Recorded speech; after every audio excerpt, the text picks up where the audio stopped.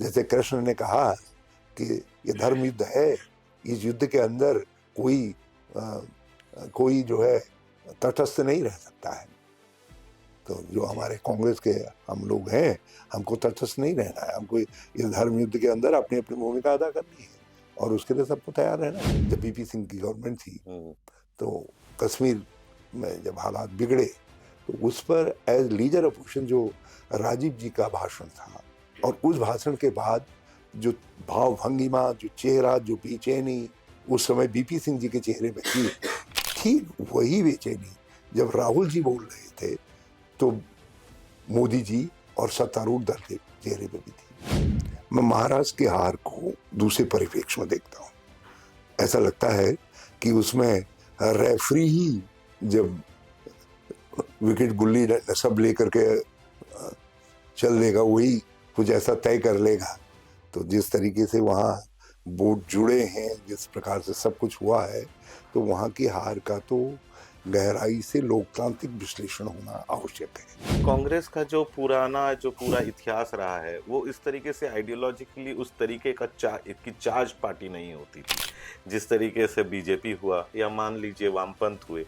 तो अब ये जो मल्लिकार्जुन खड़गे साहब का जिस तरीके से जो स्टेटमेंट्स निकल रहे हैं कि हम लोग को आइडियोलॉजिकली मोटिवेटेड काडर की जरूरत है। हम गंगा के साथ चलते हुए जो गंगा के सोच का दुरुपयोग करते हैं, हम उनका विरोध करेंगे। गंगा के पानी का यहाँ पर एक आदमी आचमन करता है, नीचे एक आदमी वजू करता है। नमस्कार, वायर की इस बातचीत में आपका स्वागत है। जैसा कि हम जानते हैं कि देश की मुख्य विपक्ष की जो पार्टी है कांग्रेस, वो अभी हाल ही में बहुत सारे उन्होंने ऑर्गेनाइजेशनल चेंजेस किए, अलग अलग प्रदेशों में उन्होंने इंचार्जेस नए बनाए और बहुत सारी लीडरशिप चेंज के प्रोसेस में अभी भी हैं वो लोग।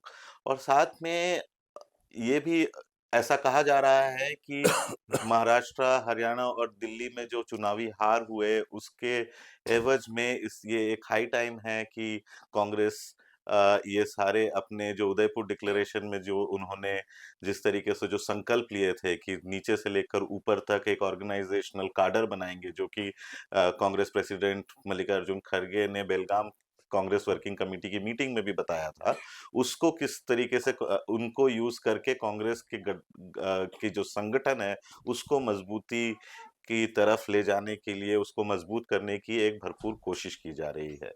और इन्हीं सारे सिलसिलों में हम आज बात करेंगे और देश की राजनीति के बारे में बात करेंगे। आज हमारे साथ है उत्तराखंड के पूर्व मुख्यमंत्री और कांग्रेस के बहुत ही वरिष्ठ नेता हरीश रावत जी। सर, आपका बहुत बहुत स्वागत है हमारी इस बातचीत से जुड़ने के लिए। तो सबसे पहले मेरा सवाल ही यही रहेगा कि आप ये जो कांग्रेस की जो सांगठनिक जो चेंजेस हो रही है, लीडरशिप जो चेंजेस हो रहे हैं, उसका कैसा आंकलन कर रहे हैं अभी? ये एक स्वाभाविक प्रक्रिया है जिसमें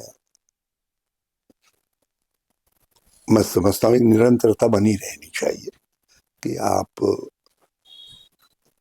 कुछ लोगों को दायित्व तो दूसरी जगह देते हैं, कभी आप काम और लेते हैं, जिस तरीके की जिस पर समय उपयोगिता होती है, जिस समय जिस प्रकार की चुनौती होती है, जिस प्रकार की आप महसूस करते हैं कि भाई यहाँ ये व्यक्ति फिट हो सकता है, तो वो पार्टी अध्यक्ष या पार्टी लीडरशिप बराबर वो चेंजेस करती रहती है।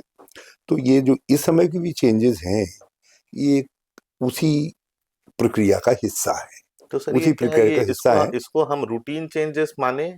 क्योंकि खास करके बेलगाम का जो वर्किंग कमेटी है उसमें कांग्रेस प्रेसिडेंट ने एक तरीके से बड़ा क्लियर इंडिकेशन दिया था कि जो स्टेट की लीडरशिप्स है या जो इंचार्जेस है उनको अब अकाउंटेबल ठहराएंगे। और इस बार का जो है ये रूटीन प्रक्रिया आपको लग रहा है या फिर काम करने का कोई प्रेशर होगा इन पर? प्रेशर निश्चित तौर पर होगा, प्रेशर पहले भी रहता था जी। और कांग्रेस प्रेसिडेंट ने जब ये कहा है कि अब जिन लोगों को दायित्व सौंपा जाएगा उनसे जो है आउटपुट के लिए वो जिम्मेदार होंगे, उनकी रिस्पॉन्सिबिलिटी अकाउंटेबिलिटी का क्या प्रोसेस है जो कांग्रेस में? अकाउंटेबिलिटी का जो फैक्टर है, जी। आपने किस तरीके से संगठन रखा है, किस प्रकार की चुनौतियां थी, उसमें किस प्रकार से आपने काम किया है और उसका आउटपुट क्या रहा है। ये इलेक्टोरल चुनाव के अंदर जी किस प्रकार से पार्टी ने परफॉर्म किया है, वो सबसे बड़ा आईना होता है। तो ये, और किन हालात में थे, किन हालात में आपने ये आउटपुट दिया है। मान लिया किसी राज्य के अंदर स्थिति बहुत खराब है, जैसे उत्तर प्रदेश या बिहार है, वहां की चुनौती को उसके परिप्रेक्ष्य में देखा जाएगा। और राजस्थान, मध्य प्रदेश, महाराष्ट्र, उत्तराखंड या पंजाब की चुनौती को, उसके आउटपुट को वहां की संगठनात्मक स्थिति के आलोक में देखा जाएगा, उसके परिप्रेक्ष्य में देखा जाएगा। और मगर कांग्रेस प्रेसिडेंट से ये बात आना कि अब अकाउंटेबिलिटी फिक्स की जाएगी, वो देखी जाएगी, उसका मूल्यांकन किया जाएगा, ये एक बड़ा संकेत है, ये बड़ा संकेत है। दूसरा जो आपने कहा कि जो चेंजेस हैं, उन चेंजेस में एक बात और दिखाई दी है, कुछ यंगर जनरेशन के लोग और वीकर या बैकवर्ड क्लासेस से दूसरे ऐसे क्लासेस के लोगों को आगे लाने का प्रयास किया गया है। जी, तो उदयपुर ये डिक्लेरेशन में भी ये संकल्प लिया गया था जी कि जी जो जी जी ओबीसी और दलित और जो आदिवासी समुदाय से नीचे से लेकर ऊपर तक उनमें उनको एक रिप्रेजेंटेशन दिया जाएगा। पार्टी के अंदर उदयपुर के बाद एक बड़ा परिवर्तन आया है। आज केवल टॉप में ही नहीं, बल्कि वर्किंग कमेटी के लेवल पर और दूसरे लेवल पर भी जो है, हमने उस संकल्प के अनुरूप पार्टी के स्ट्रक्चर को खड़ा किया है और अलग अलग वर्गों को, जिसमें मोस्टली बैकवर्ड क्लासेस और एससी के लोगों को अच्छा प्रतिनिधित्व मिला है। सर इसी प्रतिनिधित्व पहले की जी तुलना में बढ़ा है। जी इसी से सर दो सवाल निकल कर आ रहे हैं। एक तो ये है कि कांग्रेस का जो पूरा इतिहास रहा है वो इस तरीके से आइडियोलॉजिकली उस तरीके का की चार्ज पार्टी नहीं होती थी जिस तरीके से बीजेपी हुआ या मान लीजिए वामपंथ हुए। तो अब ये जो मल्लिकार्जुन खड़गे साहब का जिस तरीके से जो स्टेटमेंट्स निकल रहे हैं कि हम लोग को आइडियोलॉजिकली मोटिवेटेड काडर की जरूरत है, तो एक कांग्रेस के अंदर एक पैराडाइम शिफ्ट हो रहा है, एक क्या उसके कैरेक्टर में एक तरीके से आजकल के सर्कमस्टेंसेस को देखिए, देखते हुए कुछ आज उस की तरीके। चुनौती के आलोक में जो कांग्रेस प्रेसिडेंट ने कहा है वो एक महत्वपूर्ण संकेत है और उस दिशा में हमको काम करना चाहिए। वैसे भी जब हमने अपना राजनीतिक जीवन शुरू किया था, तो उस समय कांग्रेस 3 फैक्टर्स काम करते थे। एक तो लीडरशिप, चाहे नेशनल लेवल पर हो या स्टेट लेवल पर हो या डिस्ट्रिक्ट लेवल पर हो, वो भी एक बड़ा फैक्टर होता था कि लीडर कौन है उसके चारों तरफ। दूसरा जो है, कंस्ट्रक्टिव वर्क करना पड़ता था, रचनात्मक कार्यकर्ता। कांग्रेस सबसे रचनात्मक कार्यकर्ताओं की सबसे बड़ी जमात होती थी। आप ये लगा लीजिए कि श्रमदान कांग्रेस के कैडर के लिए इंटीग्रल पार्ट था। लोग कंधे में झोला डाल करके चंदा मांगते थे लोगों से और स्कूलों संस्थाओं को खड़ा करने का काम करते थे। कतवा काटना एक बड़ी जमात थी, जो लोग जो है तक वो सूत काटते रहते थे और वो लोग जुड़े रहते थे और उससे लोगों को आजीविका उपार्जन के साथ जोड़ने का काम करते थे। तो कांग्रेस लीडर ओरिएंटेड के साथ साथ जो है रचनात्मक कार्यकर्ताओं का एक बड़ा भारी बैकअप था और आइडियोलॉजिकल प्लेटफॉर्म को मजबूत करने के लिए कांग्रेस ने हमेशा काम किया। बल्कि सेवा दल तो उसका, सेवा दल के बारे में भी बात की जा रही है सेवा आजकल दल कि उसको फिर से एक तरीके से। बल्कि जब दूसरे लोग ट्रेनिंग नहीं करते थे जी उस समय कांग्रेस ट्रेनिंग करती थी और सेवा दल ट्रेनिंग का फॉर्म सेवा दल से निकल करके आते थे लोग। तो और आपके आकलन में सर ये एक बड़ी जमात कांग्रेस के अंदर रही है जो सेवा दल से निकल करके आई है। तो स्टेट कैंप, नेशनल कैंप जी 18-18 20-20 दिन के होते थे और राजीव जी ने तो ट्रेनिंग को और बड़ा भारी फोकस दिए। बिल्कुल उन्होंने जो आइडियोलॉजिकल प्लेटफॉर्म था कांग्रेस का उसको और वाइडन करने का काम किया।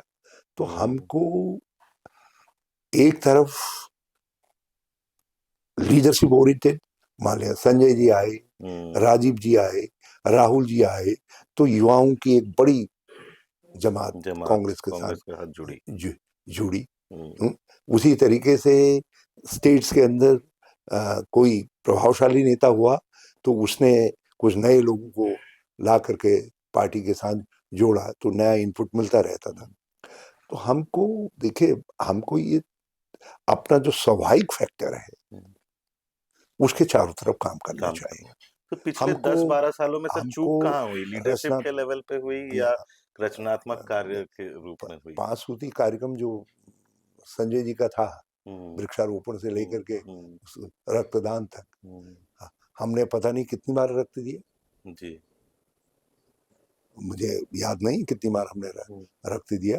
हर साल रक्तदान शिविर लगते थे, युवक कांग्रेस और कांग्रेस करवाती थी। तो ये हमारा आइडेंटिफिकेशन था कि हम रचनात्मक कार्यकर्ता है करके।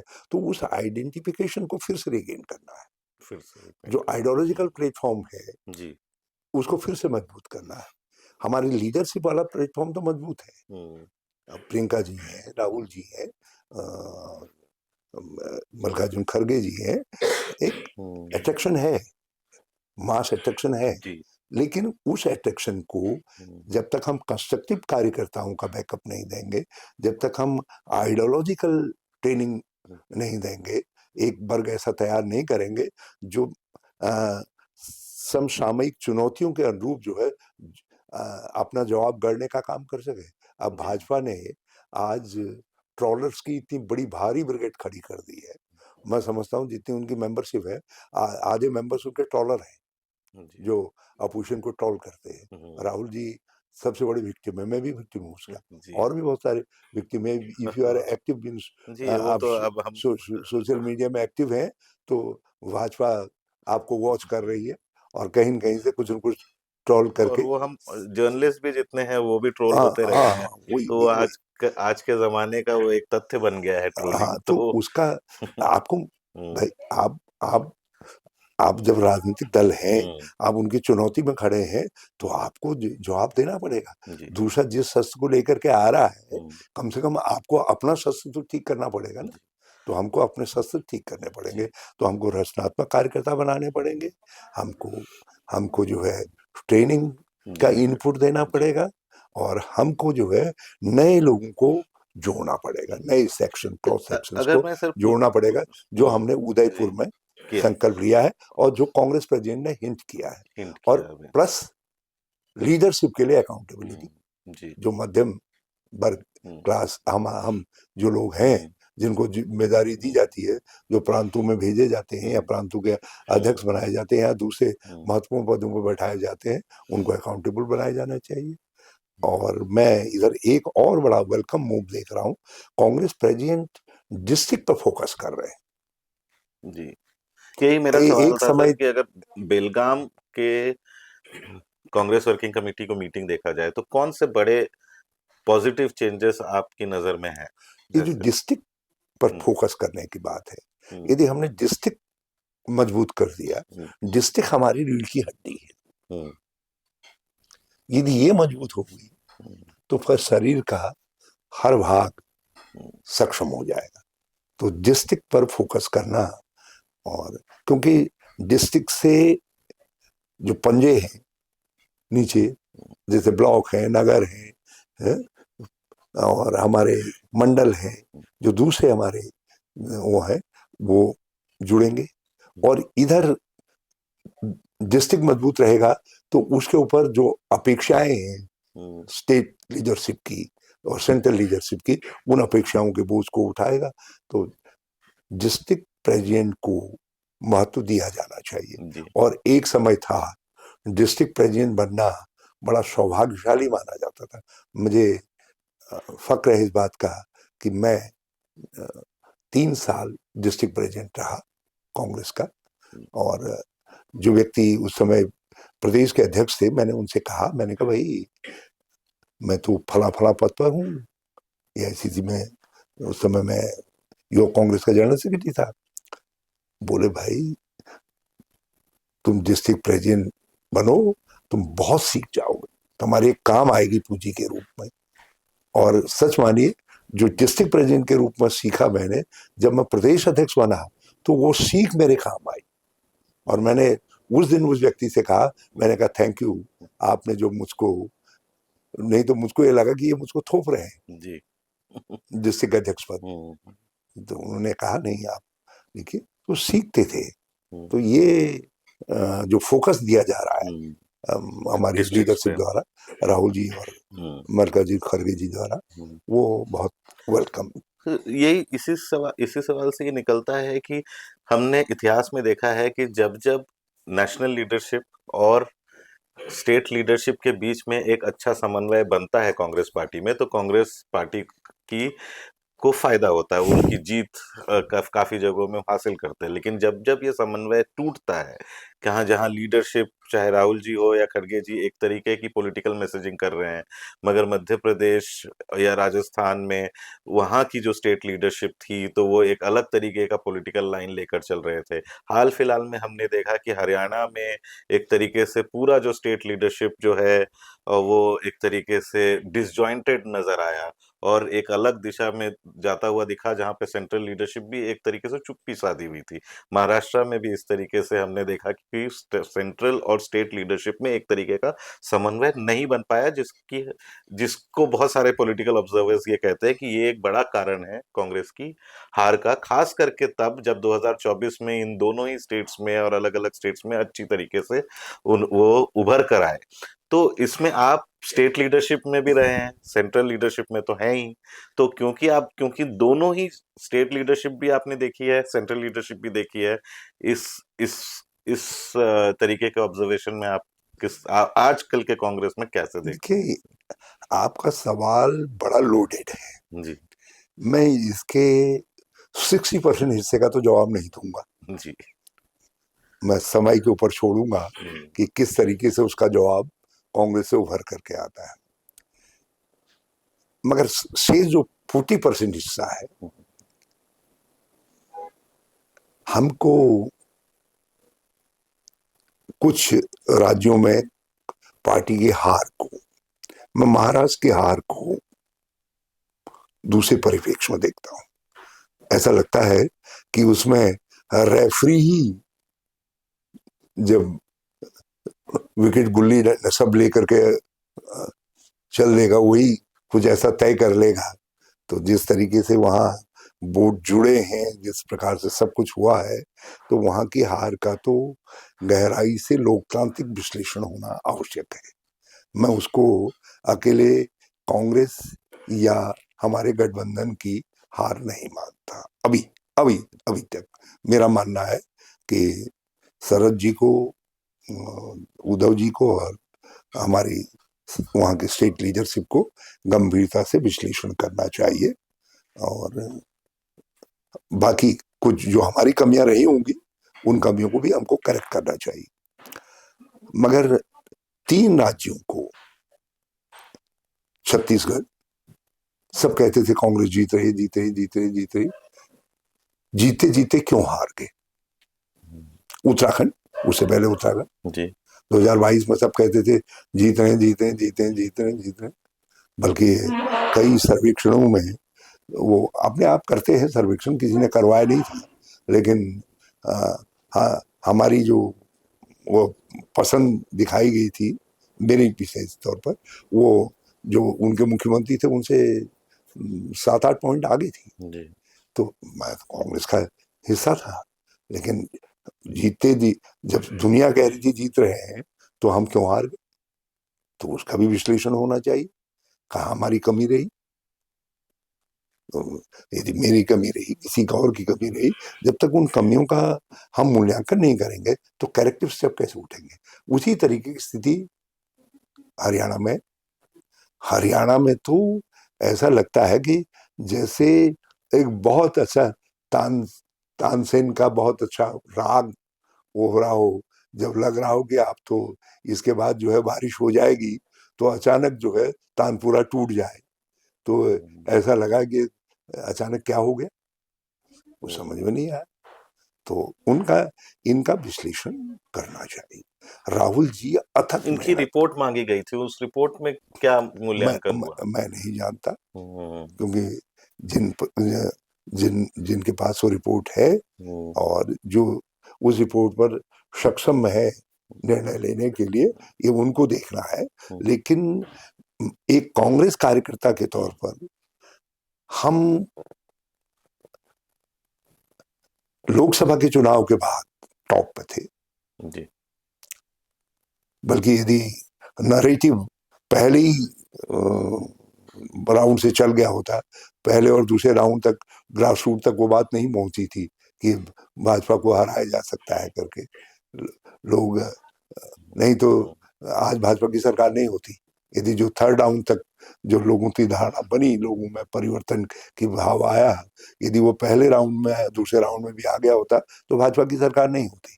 लेकिन इसके बावजूद, हार के बावजूद भी हम अपोजिशन के रूप में उभर करके आए। और राहुल गांधी जी ने जो पहली मीटिंग, पहला भाषण दिया एज लीडर अपोजिशन, मुझको सौभाग्य मिला था 1990 में भी, जब बीपी सिंह की गवर्नमेंट थी, तो कश्मीर में जब हालात बिगड़े तो उस पर एज लीडर अपोजिशन जो राजीव जी का भाषण था, और उस भाषण के बाद जो भाव भंगिमा, जो चेहरा, जो बेचैनी उस समय बीपी सिंह जी के चेहरे पे थी, ठीक वही बेचैनी जब राहुल जी बोल रहे थे तो मोदी जी और सत्तारूढ़ दल के चेहरे पे भी थी। और आपने देखा होगा, कभी एक उठ रहा था, दूसरा उठा, पूरी पूरी सरकार उठक बैठक लगाने में लगी हुई थी। तो एक तो हमारे एक स्वीट ड्रीम की तरीके से इमर्ज कर गया था हमारा लीडर, जो है लीडर अपोजिशन के रूप में। ये लग रहा था कि प्रधानमंत्री का व्यक्तित्व दबा हुआ लग रहा था, लीडर अपोजिशन के रूप में हमारे लीडर का व्यक्तित्व जो है बड़ा लग रहा था। तो वहां से हम क्यों हरियाणा में हार गए, क्यों उसका हम फायदा, जो बदलाव की हवा चली थी उसका फायदा नहीं उठा पाए, ये एक गंभीर प्रश्न है।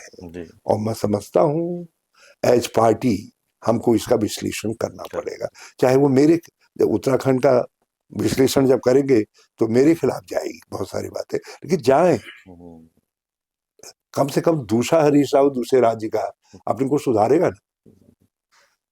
जी, राहुल गांधी जी कमा, अब रोज तो राहुल गांधी जी भारत जोड़ो यात्रा नहीं निकाल सकते, रोज तो न्याय यात्रा नहीं निकाली जा सकती, रोज तो इतना परिश्रम नहीं हो सकता। 81 साल के मल्लिकार्जुन खड़गे जी जो है भीमसेन की तरीके से रोज गदा लिए मोदी सरकार पर प्रहार नहीं कर सकते। चीजों की सीमा वो होती है। तो हम क्यों आगे ऐसी स्थिति ना आए और हम वास्तविक अर्थों में जो हमसे अपोजिशन के रूप में अपेक्षा है, हम उस अपेक्षा को पूरा करते हुए to oppose the government, to depose the government, to propose the government, यही तो अपोजिशन का काम है लोकतंत्र के अंदर। तो इस समय हम सशक्त तरीके से अपोज करें, जहां मौका लगे दांव लगा करके अपनी सरकार लाए राज्यों में, और फिर केंद्र में दांव लगाए अपनी सरकार बनाए। इस दिशा में हमको काम करना चाहिए, ये धर्म है हमारे। और उस धर्म की पूर्ति के लिए जैसे कृष्ण ने कहा कि ये धर्म युद्ध है, इस युद्ध के अंदर कोई जो है तटस्थ नहीं रह सकता है। तो जो हमारे कांग्रेस के हम लोग हैं, हमको तटस्थ नहीं रहना है, हमको इस धर्म युद्ध के अंदर अपनी अपनी भूमिका अदा करनी है, और उसके लिए सबको तैयार रहना चाहिए। आने वाले दिनों में जय बापू, जय अंबेडकर, जय संविधान का जो नारा निकला है अब कांग्रेस से, वो अभी भी एक तरीके से पॉपुलर नहीं हो पा रहा है। और जबकि वो एक तरीके से एक कांग्रेस किस दिशा में जाने वाली है उसका एक समरी है कि मैं तो भाई कास्ट इसमें सर्वे और इनकी बातें उठाई गई, ओबीसी और दलित और आदिवासी ये, वर्गों में ये देश की आवश्यकता है।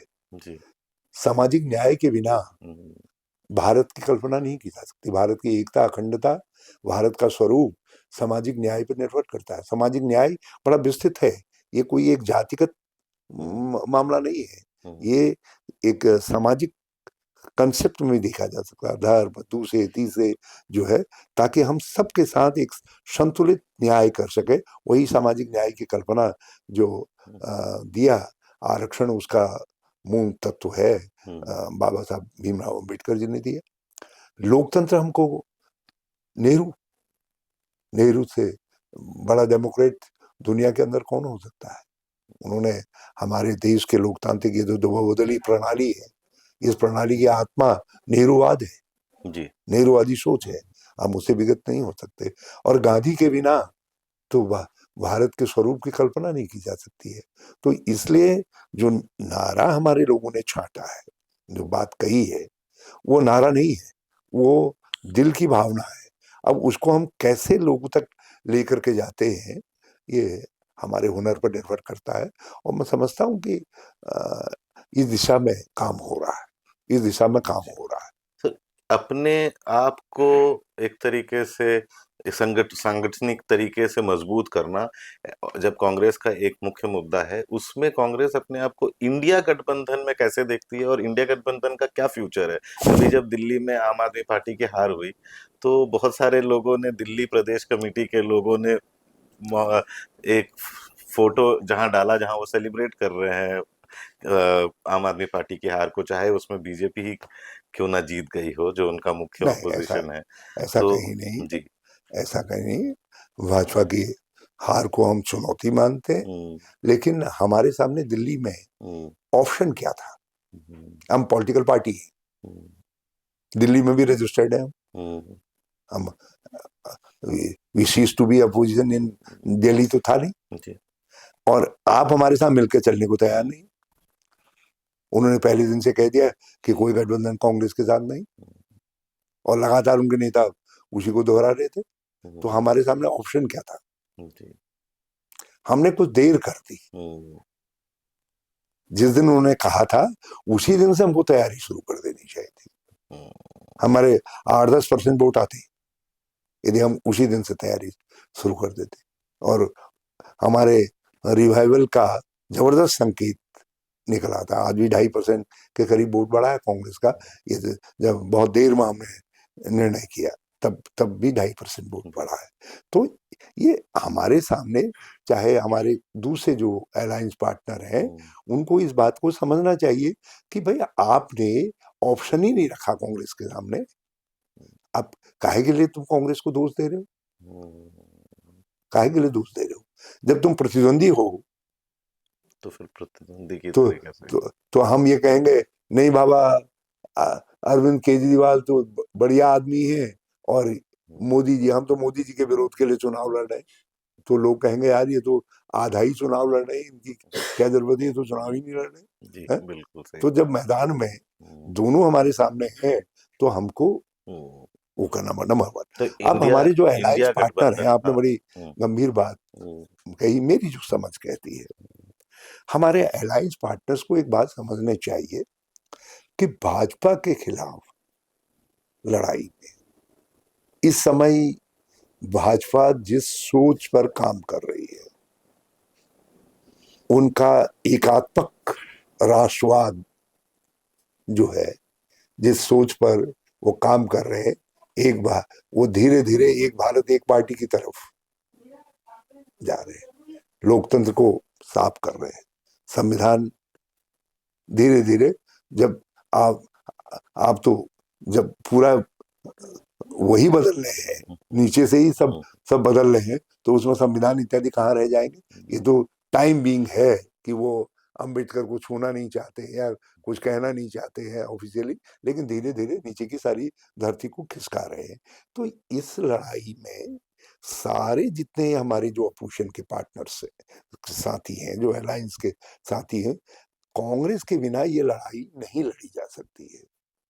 कांग्रेस इस लड़ाई का अग्रिम हुआ है, स्वरूप है, स्केलेटन है।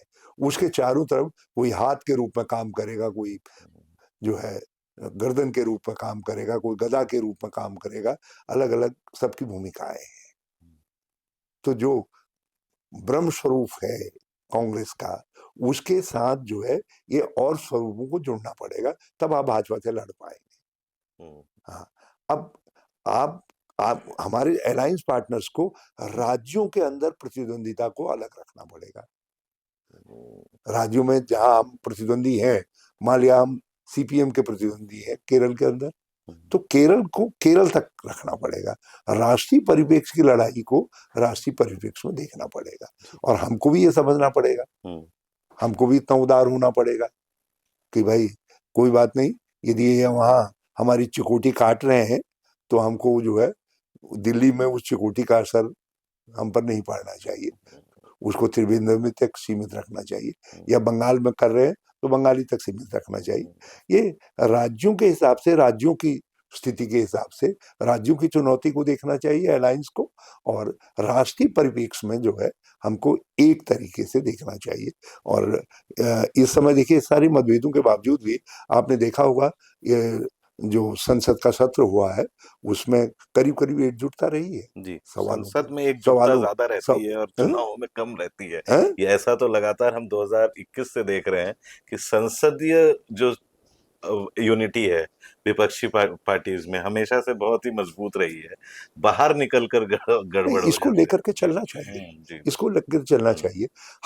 हमको एक बात माननी चाहिए, हम हम फ्रेंडशिप पैक्ट में हैं। हम्म, हाँ, हम कोई हिंदू मैरिज में नहीं है, जी हमारी फ्रेंडशिप पैक्ट है। जी, इसी इसी बात में, क्योंकि आपने मतलब ये एक बहुत ही महत्वपूर्ण बात बताई कि विपक्षी पार्टियों को भाजपा से एक विचारधारा की लड़ाई लड़नी होगी, और उस विचारधारा को अगर देखें हम, चाहे वो हिंदुत्व कहे या हिंदू राष्ट्र की एक परिकल्पना कहे, उसमें आपका अपना राज्य जो है उत्तराखंड, वो एक तरीके से लेबोरेटरी के रूप में उभर रहा है, जो पुराने जो आरएसएस और हिंदू महासभा के जो जो आइडियोलॉजिकल चार्टर था उनका, चाहे वो यूनिफॉर्म सिविल कोड हो, चाहे वो बाहरियों को जमीन नहीं देना है, या मुसलमानों का या माइनॉरिटी पॉपुलेशन का एक तरीके से ऑर्गेनाइज तरीके से उनका एक अदरिंग जो कहते हैं या एलियनेशन है।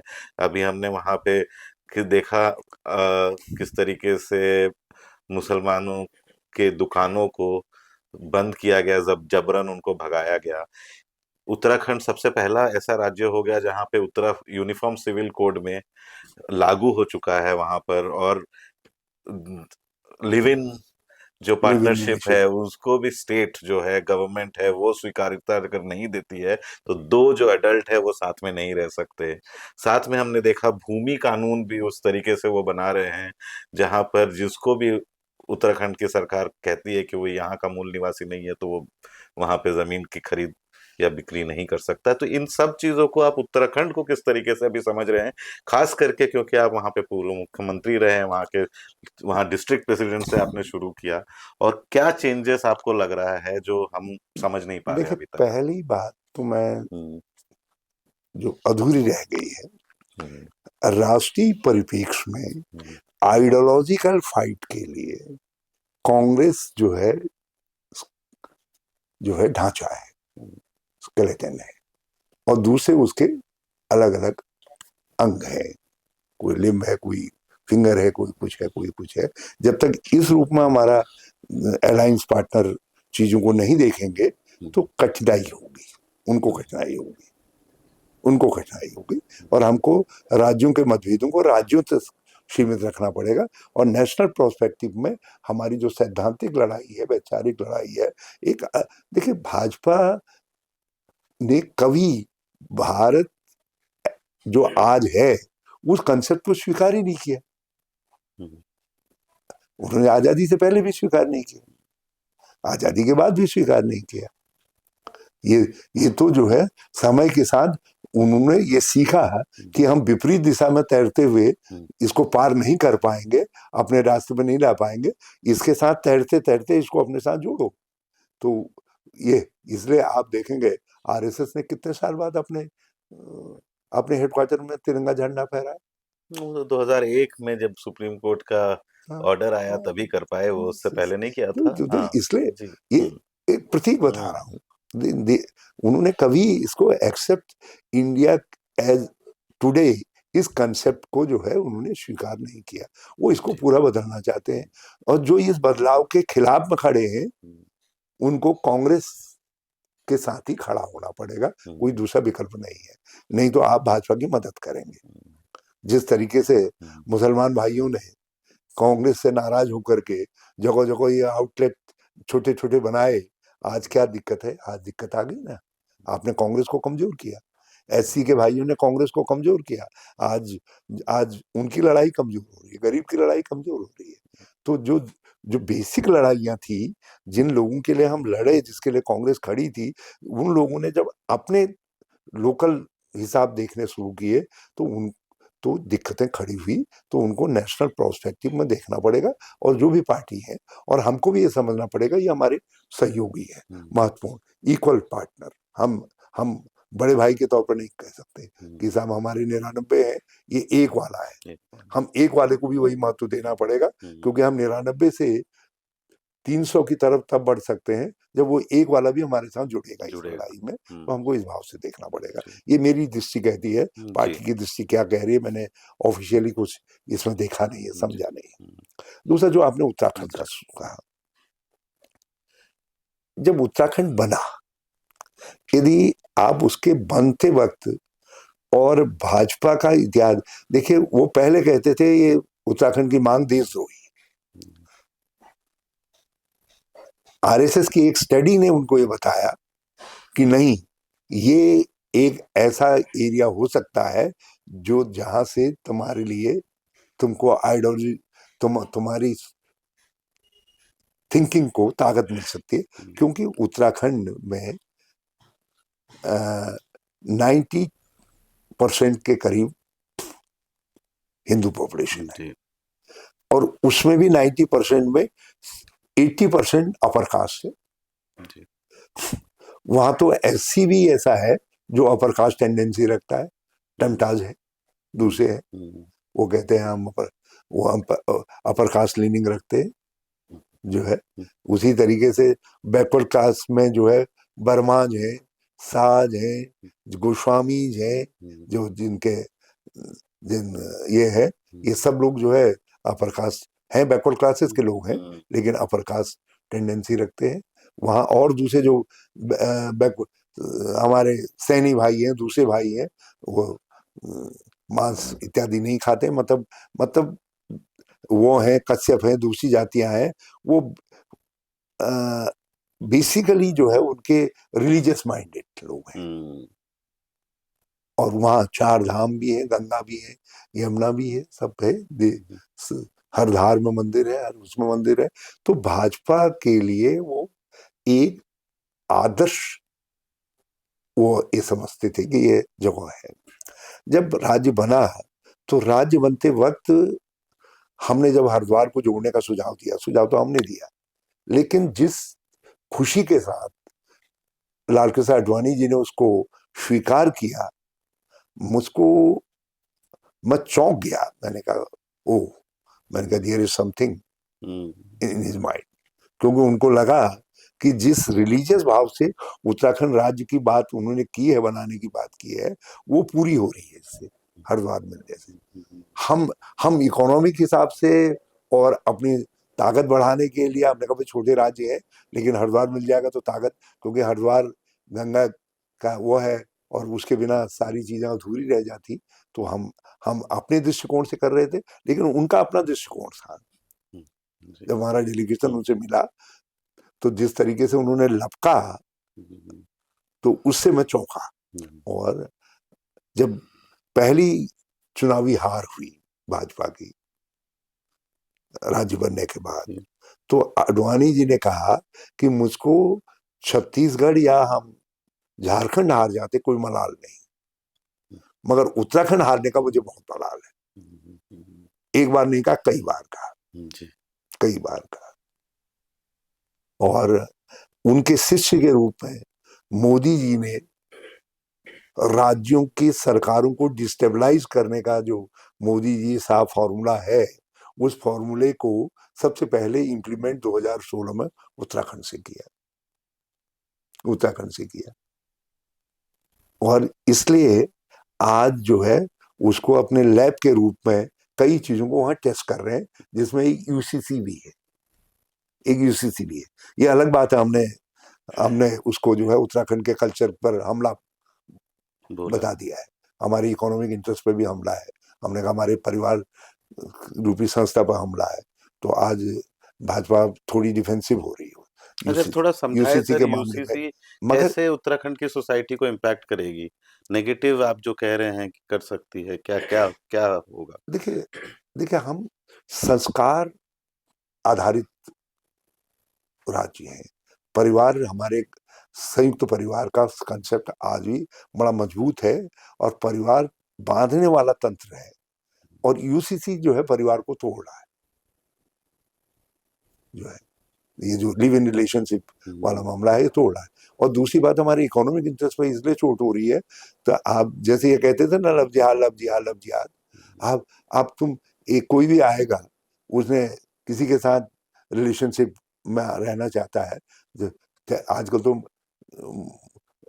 फ्रेंडशिप मोबाइल पे हो जा रही है, और वो फ्रेंडशिप वाला आया, उन्होंने अप्लाई किया और अप्लाई करके वहाँ का रजिस्ट्रेशन हो गया, रजिस्ट्रेशन से उसको कानूनी अधिकार मिल जाएगा, और कल वो हमारे नौजवानों की नौकरियों पर भी वो करेगा, वो कहेगा मैं तो यहाँ का हो गया हूँ, तो मैं तो नौकरी दो हमको।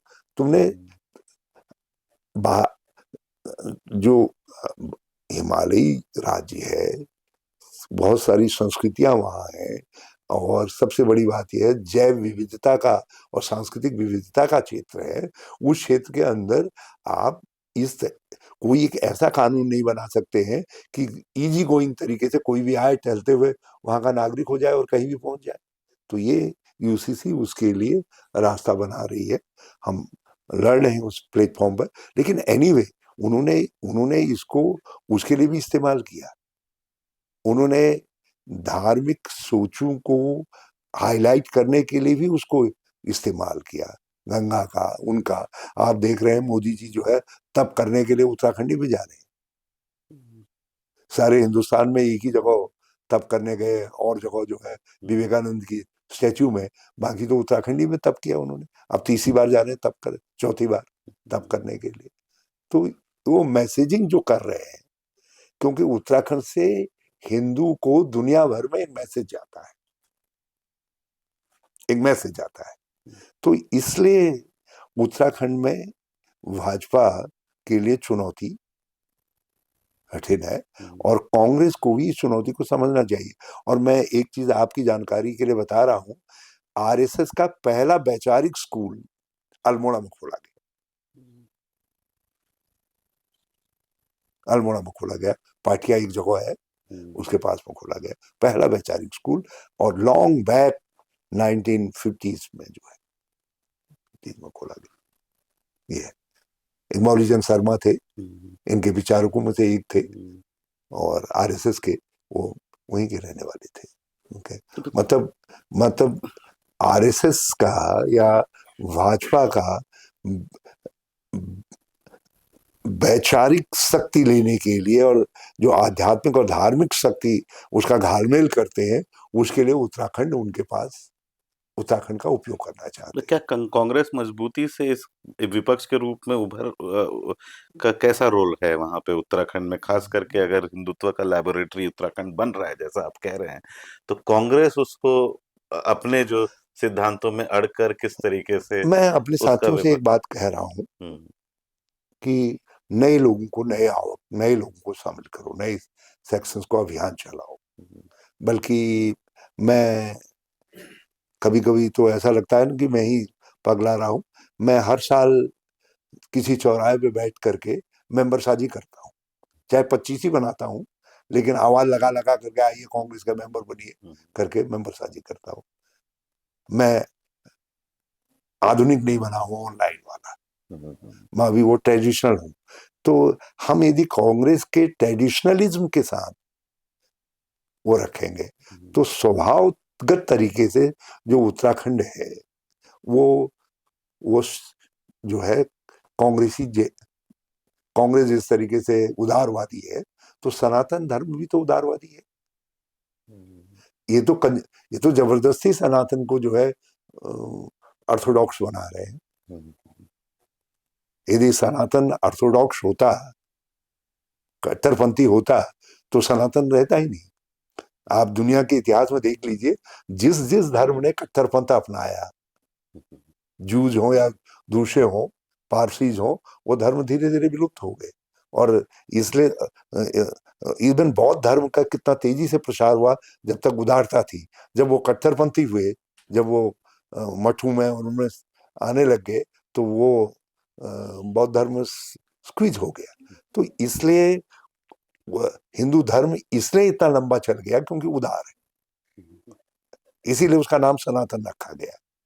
तो ये सनातन को जो कट्टरता देने का प्रयास हो रहा है, हम इस प्रयास का सनातन के साथ चलते हुए विरोध करें। हम गंगा के साथ चलते हुए जो गंगा के सोच का दुरुपयोग करते हैं, हम उनका विरोध करेंगे। गंगा के पानी का यहाँ पर एक आदमी आचमन करता है, नीचे एक आदमी वजू करता है, एक आदमी उससे उसको कुछ और करता है, तो गंगा किसी तो मना तो करती नहीं।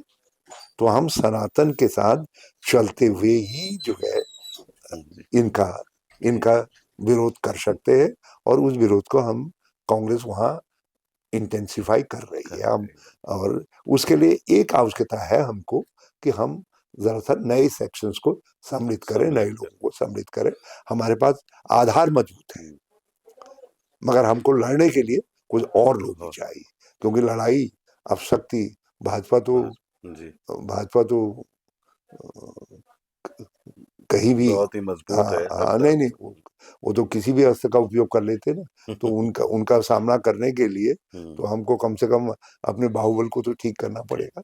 तो मेरा आखिरी सवाल सर ये रहेगा कि आने वाले दिनों में क्या आपको लगता है कि जो सेंट्रल लीडरशिप जो इस तरीके से एक धर्मनिरपेक्ष और एक विचारधारा की लड़ाई भाजपा से लड़ रही है, वैसे उसका समन्वय स्टेट लीडरशिप के साथ बन पाएगा, खास करके उन स्टेट लीडरशिप में जहाँ पे बहुत सारे फैक्शंस हैं, बहुत सारे डिफरेंट लड़ाइयाँ चल रही हैं, वो क्या ये विचारधारा की लड़ाई जो है वो स्टेट की जो लीडरशिप है वो अपना पाएगी? ये सारी गलती जो है अंग्रेजी से है, क्योंकि हम कांग्रेस धर्म सापेक्ष है। हमने अब उसका नाम हमने सेकुलर रख दिया, सेकुलर से जो निरपेक्ष बन गया। अत्यथा नहीं तो एक बात बताइए, जवाहरलाल नेहरू जी के लिए पंडित जी क्यों लगाया जाता था? पंडित हमारे वहां धर्म का प्रतीक है, धर्माचरण का प्रतीक है। गोविंद वल्लभ पंत के आगे पंडित क्यों लगाते थे? नहीं, वो मैं समझ रहा हूँ। मतलब हमारा जो मतलब मैं वही कह रहा हूँ, हम धर्म सापेक्ष रहते हुए ही भाजपा का मुकाबला कर सकते हैं, क्योंकि वो लड़ाई धर्म की नहीं है। धर्म तो भाजपा आड़ बना रही है अपने दूसरे मंतव्य को पूरा करने के लिए। वो अपनी सोच का भारत बनाना चाहते हैं, जो आरएसएस की सोच का एकात्मक भारत है, उस भारत को बनाना चाहते हैं। और हम गांधी की सोच का बहुलवादी लोकतांत्रिक भारत बनाना चाहते हैं, जो सामाजिक न्याय पर आधारित है। तो इन दो भारतों के बीच में लड़ाई है। तो इस लड़ाई के अंदर हम धर्म को उनके हवाले क्यों कर दें? जी बिल्कुल, हम धर्म को उनके हवाले क्यों कर दें? मगर ये जो मैंने पूछा कि सेंट्रल लीडरशिप और जो स्टेट लीडरशिप में जो ये इतनी ज्यादा जो इस पूरे एक स्वर पे जो बोलने की जो आवश्यकता आजकल हो गई है, वो हमको सीखना पड़ेगा। जी, कुछ हमको विरोधियों से भी सीखना चाहिए। वो झूठ बोलते हैं, बार बार बोलते हैं, जोर से बोलते हैं, सब मिल करके बोलते हैं, और ऐसे बोलते हैं आंख बंद करके जैसे ये सच हो। जैसे हमारे उत्तराखंड में एक झूठ बोला उन्होंने, मुस्लिम यूनिवर्सिटी, कांग्रेस कह रही है मुस्लिम यूनिवर्सिटी बनाएंगे। सबने नीचे से ऊपर तक सबने झूठ बोला, और लगातार झूठ बोला। आज भी वो झूठ को बोल रहे हैं, और कांग्रेस ये सच भी नहीं बोल सकती है कि तुमने झूठ बोला, मिल करके नहीं कह पा रही है। तो हमको ये सीखना पड़ेगा। ये आज की राजनीति की आवश्यकता है। यदि आज की राजनीति की आवश्यकता हम नहीं समझेंगे और उस चुनौती को नहीं लेंगे, तो लड़ेंगे कैसे भैया? लड़ेंगे कैसे? तो हमको ये समझना पड़ेगा, यदि खेल में रहना है जी, तो थैया थैया कहना है, तो हमको खेल में रहना है। जी। तो ये कहना पड़ेगा इनको कि भाई ये है। तो इसलिए चाहे सेंट्रल लीडरशिप हो, स्टेट लीडरशिप हो या कोई लीडरशिप हो, हमको तारतम्य बना करके एक साथ एकजुट होकर के ये सब लड़ाई को लड़ना पड़ेगा। और जो करेक्टिव स्टेप है, मैंने कहा बहुत सारे करेक्टिव स्टेप पार्टी लीडरशिप ले रही है, और लेट्स सी अगले 4-6 महीनों में क्या होता है। लेकिन हम बहुत परिवर्तन की उम्मीद कर रहे हैं, क्योंकि हम राहुल जी की मेहनत को या प्रियंका जी की या इनकी मेहनत को लगातार बेकार होते अब नहीं देख सकते। बहुत हो गया, बहुत हो गया। और उसके लिए किसी की भी यदि थोड़ी देर के लिए हरीश रावत को धक्का मार के एक तरफ करना है तो एक तरफ करो ना, कोई बात नहीं। सर, आप हमारे साथ जुड़ने के लिए बहुत बहुत शुक्रिया। आपने सिर्फ हमारे दर्शकों को ही बहुत कुछ सोचने का एक मटेरियल नहीं दिया, बल्कि बहुत सारे कांग्रेस के साथ जो जुड़े हैं लोग, उनके अंदर के लोग, उनके लिए भी काफी आपने सोचने का काफी ज्यादा कुछ एक छोड़ा है आपने बहुत सारे अपने जवाबों में। तो बहुत बहुत धन्यवाद सर वायर के साथ जुड़ने के लिए।